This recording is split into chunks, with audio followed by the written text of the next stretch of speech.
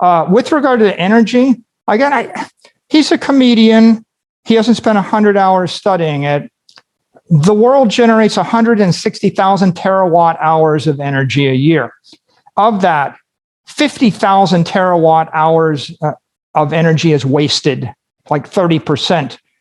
Of that, 120 terawatt hours is used to run the entire Bitcoin network.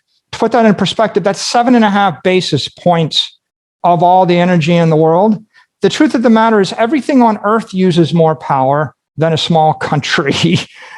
Bill Maher uses 10 times, or electricity that costs 10 times as much as the electricity used in the Bitcoin network to enrich himself. And he's not really thinking about it.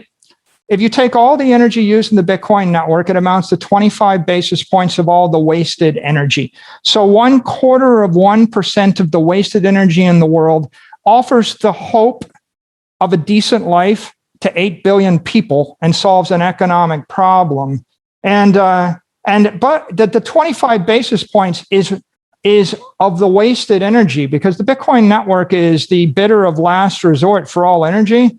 So if you eliminated Bitcoin from the world and you robbed the billions of people of a decent chance at a decent life, then you wouldn't stop any waste. You're still going to waste 50,000 terawatt hours of energy. So he's focused upon a nothing. If you actually study the Bitcoin network, you'll find that there's about $1 trillion of assets under management. It's secured by about $2 billion worth of energy a year. Call it 20 basis points. 20 basis points of the energy in the network is the cost to secure it. Now, that energy probably cost about 2 cents a kilowatt hour. That's what's being paid for it, maybe. And in many cases, it is literally discarded energy and there is zero value for it. No one would pay anything for it. So its marginal value of the human race is literally zero. Whereas the marginal cost of consumer energy and industrial energy is 9 to 11 or 11 to 13 cents a kilowatt hour.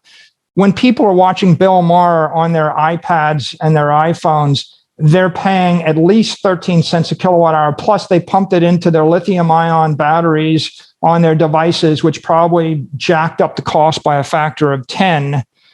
He's got no problem with them getting laughs, right? Wealthy people getting laughs on expensive energy. Meanwhile, people that are destitute in the rest of the world have a chance at a decent life using marginal cast-off energy, and anybody would deny them that. I can only say, giving him the benefit of a doubt, he's a comedian, and he's playing this for laughs, and his job is to act like a fool. And if you take economic, political, or technical advice from a fool, what does that make you? All right, well, let's point taken, but let's separate like the Bill Maher aspect, even though I did use him to get into the conversation. And the conversation is this idea that there is this narrative that it's an environmental threat. Is that something that you see derailing the rise of Bitcoin in any way, shape, or form? I don't think so, because as I pointed out, right, there are 50,000 terawatt hours of wasted energy, and this is literally 25 basis points of that. It's a nothing. If you're concerned about the environment, you're going to focus in on the dirty energy sources, and there's 100x or 1,000x bigger target in a lot of other areas. If you look at the energy consumption of the Bitcoin network, one of the characteristics of the proof of work network is that you only mine Bitcoin in a jurisdiction where the energy is cast off, stranded, or recycled, therefore marginally non-valuable. And you also only mine it in a place where you're politically welcome. So no one's going to set up a coal power plant in the middle of Central Park, Manhattan, and mine Bitcoin because it wouldn't be politically welcome. In fact, in any country where they were to decide that the Bitcoin miners are not welcome because they use energy, the miners are just going to move to a different country. And one of the powerful characteristics of the Bitcoin network is the fact that it is constantly decentralizing to the most politically supportive jurisdiction, it's also decentralizing to the place where energy is the least expensive, probably the cleanest renewable energy, but certainly the least expensive energy anywhere in the world. And the other thing that happens is, the miners are constantly securing the network because they're upgrading the technology all the time. And the miners are, because they're capital intensive, they're raising capital from financiers in each of these political jurisdictions all the time. And the combination of those things means that wherever mining's not welcome, it's going to move. And wherever it moves to, it's going to be by definition welcome. And it's going to be very harmonious with the energy grid. So I don't really think that the energy usage of Bitcoin represents a threat. I actually think the opposite, which is the energy usage of a proof of work crypto asset network creates 7 layers of security to the asset, which are absolutely critical. The first layer of security is they co-opt all of the energy producers worldwide to support the network, because you can sell energy at about 45 to 50 cents a kilowatt hour to the network. It's the highest value use of energy in the world, and anybody can plug into it. So that's very powerful.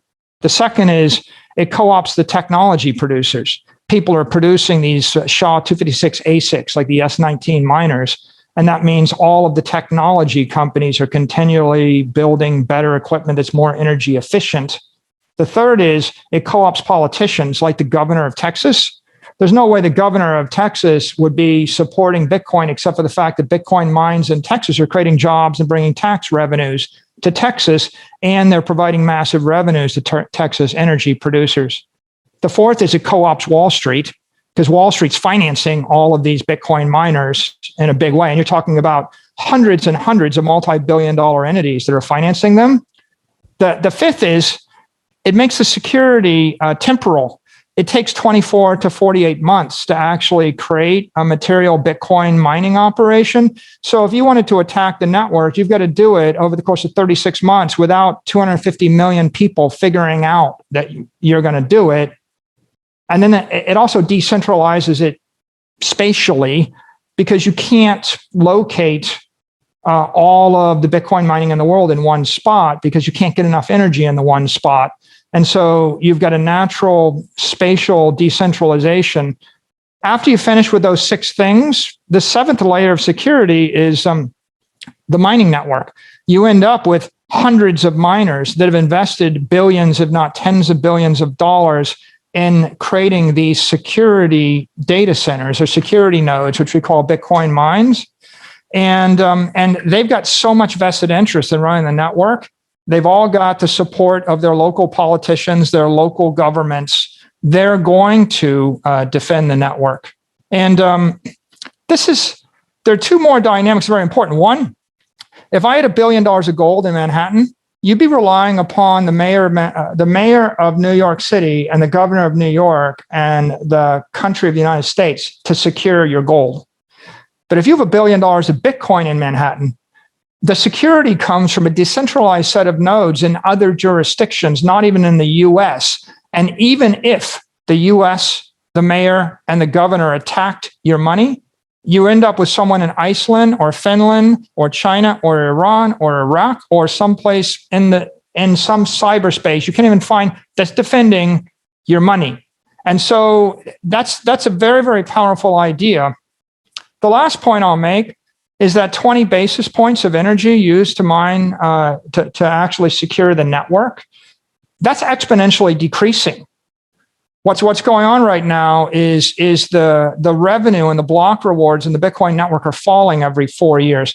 So by the year 2035, 99% of the Bitcoin's been mined, and that means that the network starts to run only on transaction fees. The incentive of the network to burn energy will fall almost by an order of magnitude, and the efficiency of the SHA-256 ASICs will increase by an order of magnitude.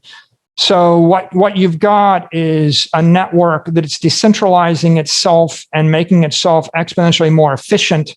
So you could reasonably expect If we look 20 years out, that probably the cost to secure $100 trillion, well, it might be 50 billion, but that would be 5 basis points. 5 basis points of the total value on the network, which makes it the least energy intensive, most efficient technology that we have perhaps discovered ever in the history of the human race.